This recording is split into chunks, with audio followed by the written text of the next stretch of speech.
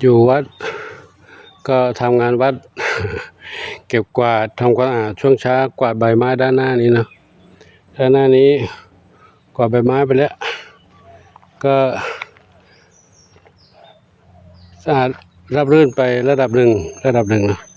ก็ไม่ถึงกับเอี่ยมเท่านั้นเพราะว่าใบไม้ก็จะร่วงอยู่เรื่อยๆกวาดข้างหน้าข้างหลังร่วง กวาดข้างหลังข้างหน้าร่วงไปเรื่อยๆนะนี่ก็เก็บกวาดไปได้ระดับหนึ่งแล้วสะอาดไปได้ระดับหนึ่งเดี๋ยวตอนนี้บ่ายนี้จะไปทำด้านหลังนู้นด้านหลังนู้นอีกเก็บกวาดไปเรื่อยๆเพราะหน้าแล้งใบไม้ร่วงเยอะดูแลน้องเหมียวด้วย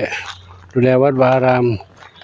เกี่ยวกับความสะอาดด้านหน้าด้านหลังดูไปเรื่อยๆด้านนี้คือด้านหลังกุฏินะแต่บนหลังคานั้นใบไม้ร่วงลงมาเต็มเลยเดี๋ยวก็จะร่วงไปเรื่อยๆแหละเพราะว่าเป็นฤดูแล้งแล้วฤดูหนาวใบไม้ก็จะร่วงอยู่เรื่อยๆก็เกี่ยวกวาดไปถ้าเราไม่กวาดทับถมสะสมเยอะก็จะหนาขึ้นวันหน้าก็จะกวาดยากนะเกี่ยวกวาดยากทีนี้ก็ช่วงก่อนปีก่อนเราก็ให้ไก่มากินอาหารตรงนี้ปีนี้ก็คิดว่าเดี๋ยวเขาคงจะมาตรงนี้อยู่หรอกเพราะตอนนี้มีอาหารด้านหน้ายังมีกินได้อยู่เป็นข้าวไม่ได้ข้าวที่ลวกในนานะไก่ก็ไปหากินตรงนั้นแต่ว่าหน้าแล้งแล้วไก่ก็ไปกินไม่ได้ละที่นู่นก็จะมากินที่นี่แหละเบื่อเก็บกวาดตรงนี้นะกวาดไปเมื่อกี้กวาดไปได้หน่อยแล้วนี่หญ้ามันรกหญ้าขึ้นเดี๋ยวก็จะถอนหญ้าด้วยถอนหญ้าดูแลตรงนี้ไปนะให้ดูใบไม้บนหลังคา ใบไม้บนหลังคาเต็มเลยนะก็ต้องใช้บันไดขึ้นไปแล้วก็ใช้เครื่องเป่าตอนนี้เครื่องเสียไปซ่อมอยู่ยังไม่มานะถ้าเครื่องมาก็ใช้เครื่องเป่าบนนั้นได้แต่ตอนขึ้นลงไปนี่ขึ้นไปใช้บันไดขึ้นไปก็ก็ยากเหมือนกันนะคนเฒ่าเนาะ คนเฒ่าผู้เฒ่าผู้แก่ผู้สูงวัยขึ้นไปก็ต้องลำบากนิดหนึ่งไม่เหมือนกับคนหนุ่มที่เขาขึ้นด้วยปัดเปรี้ยวขึ้นได้ลมปราดเปรียวแข็งแรงก็ขึ้นได้ไม่กลัวตกคนเฒ่าขึ้นไปก็งะตกลงมาก็ได้เจ็บถ้าเจ็บลงมานี่ก็ทีนี้ยุ่งไปเลยนี่น้องเหมียวก็จะลำบากนะก็ไม่รู้ทำไงได้นะจำเป็นต้องทำถ้าไม่ทำก็ไม่ได้ให้ใครทำไม่มีใครแล้วอยู่คนเดียวก็ต้องทั้งนี้แหละดูแลน้องเหมียวด้วยดูแลน้องไก่ดูแลวัดวาอารามด้วยนะถอนหญ้าตรงนี้ครับถ้าไม่ถอน เดี๋ยวกวาดใบไม้ไม่ไปหญ้ามันเลอะเยอะเขาก็จะโตขึ้นมาอีกเยอะถ้าโตขึ้นมาแล้วเราก็ถอนหญ้านี่ต้นไม่อยากจะถอนได้อยู่เหมียวหลับกันสบายข้างในนั่นน่ะ ไม่หลับสบายแล้วถึงก็มองหลวงปู่รอดรั้วมารอดตะข่ายมาเหมียวมาช่วยหลวงปู่แล้ว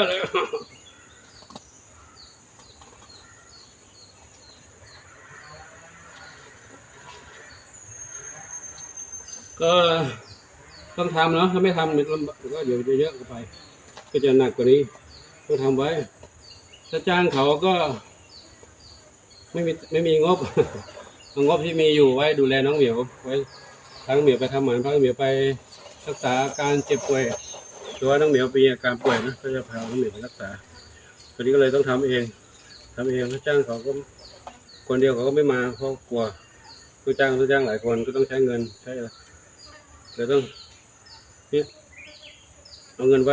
ที่มีอยู่ไว้ไปทำหมันน้องเหมียวทำวัคซีนทำหมันดูแลเรื่องการเจ็บป่วยน้องเหมียวความสะอาดไว้ก็เลยต้องทำเองตอนนี้ดินยังชุ่มอยู่สามารถถอนได้ก็เพิ่งหยุดไป2 วันนี้เองถ้านานไปกว่านี้ดินจะแห้งเราจะถอนไม่ขึ้นแล้ว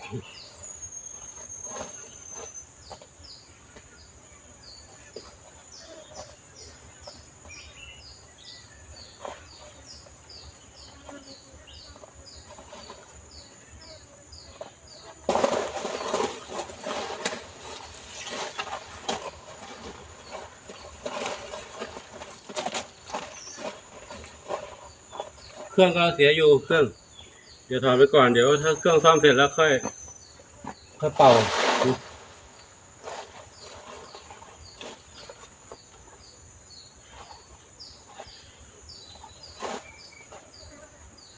เดี๋ยวจะไม่ให้ดูเยอะแล้ว ไม่ให้ดูหลวงปู่ทำงานเยอะดูนิดหน่อยพอจะไปดูน้องเหมียวดีกว่านะเดี๋ยวFCจะว่าหลวงปู่ทำงานเยอะไปหลวงปู่กลัวหลวงปู่จะเหนื่อยหลวงปู่จะลำบากถอนตรงนี้อันนี้ก็ถอนแล้วนี่ถอนแล้วก็จะโล่งๆเตียนๆแบบนี้นะส่วนตรงนี้ยังไม่ได้ถอนเดี๋ยวปู่ถอนหลังกล้องเดี๋ยวนะถอนตรงหน้ากล้องเลยFCว่าหลวงปู่ทำงานเยอะไปมันจำเป็นเนาะจะเป็นจริงๆเพราะว่าถ้ามีงบในทุนในการจ้างก็ไม่เป็นไรไม่มีต้องทำเองน้องเหมียวแอบดูหลวงปู่อยู่ตรงนี้ เหมียวอยู่ตรงนี้ไอ้เหมียวนี่บุญชัยอยู่นั่นบุญชัยถามน้องแพนด้าหนวดแพนด้าขาวไม่ใช่แพนด้าดำขาวเทาขาวใหญ่อยู่ตรงนี้กันเดี๋ยวไปดูข้างในหน่อยFC อยากจะเห็นน้องเหมียวช่วยหลวงปู่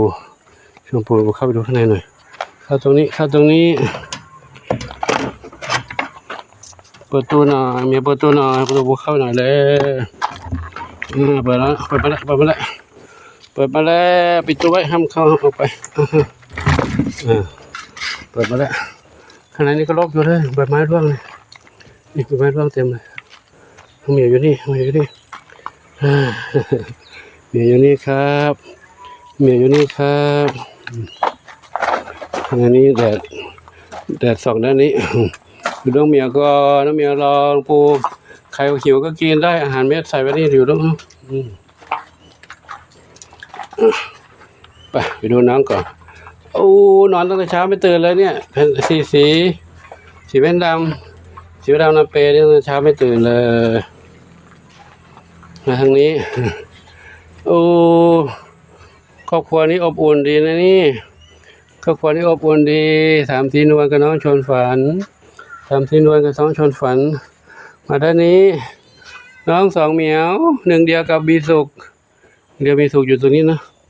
โอ้ยมาด้านนี้น้องอะไรลูกแอบอยู่นั่นเหรอไม่แอบตัวนั้นนะ1เดียวกับน้องมีสุกอยู่นั่นทางนี้น้อง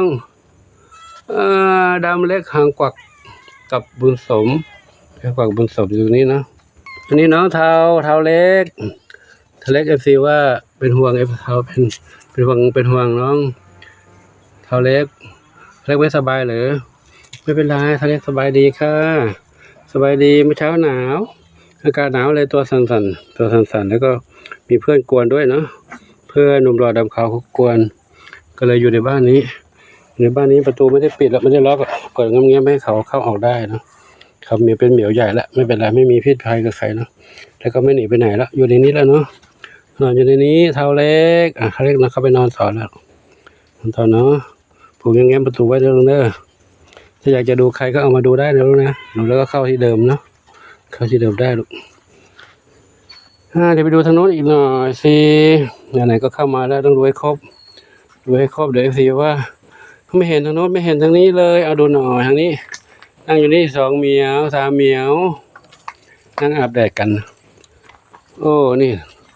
บุญชัยถ้าน้องบุญสมไม่ได้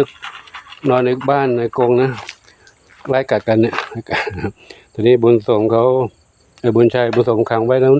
บุญชัยเลยออกมาเดินเล่นกับเพื่อนๆได้สบายนะไม่มีปัญหาอะไรแล้วบุญชัยก็เป็นแมวที่รักเพื่อนรักฝูงไม่กวนใครนะมาทางนี้เราไปดูน้องปุยฝ้า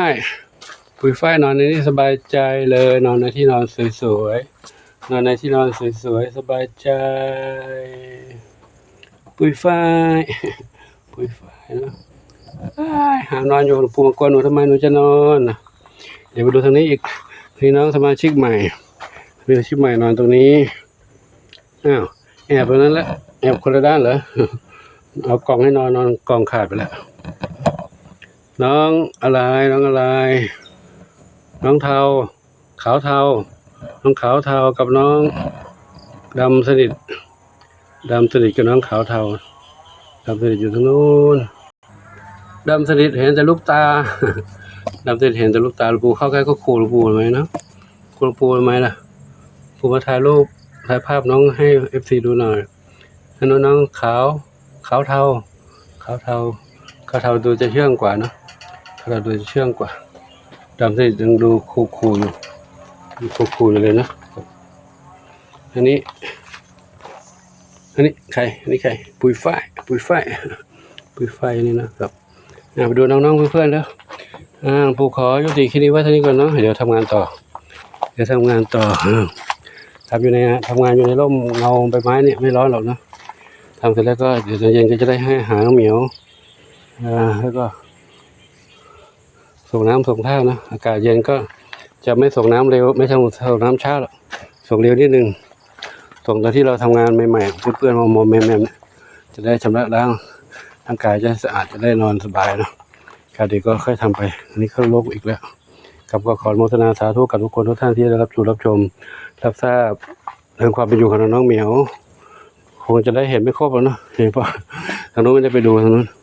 ครับก็ขออยู่ดีที่นี้ก่อนเนาะขอพบกันใหม่คลิปต่อไปขอความสุขจงมีแด่ทุกคนทุกท่านทั่วกันทุกท่านทุกคนสาธุ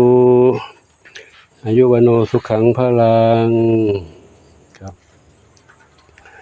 ก็ให้ดูที่นี้ก่อนนะเดี๋ยวค่อยติดตามชมคลิปต่อไปวันที่25พาน้องบุญสมกับเทาไม่ใช่ดำขาวเล็กไปทำหมันก่อนก็จะทำน้องนี้ด้วยทำน้องหนึ่งเนี่ยน้องหนึ่งกระนองด้วยหนึ่งกระนองยังไม่ได้ทำนะอยู่นี่แล้วก็อีกหนึ่งเหมียวคือสีลูกคงจะท้องไปแล้วเดี๋ยวให้หมอเช็คดูอาการว่าท้องยังไงกี่เดือนกี่วันแล้วเมื่อไหร่จะคลอดนะจะได้เตรียมตัวเดี๋ยวปู่เก็บกวาดองค์ไว้ก่อนเด้อโมทนาสาธุอายุวันโนสุขังพลังเจ้า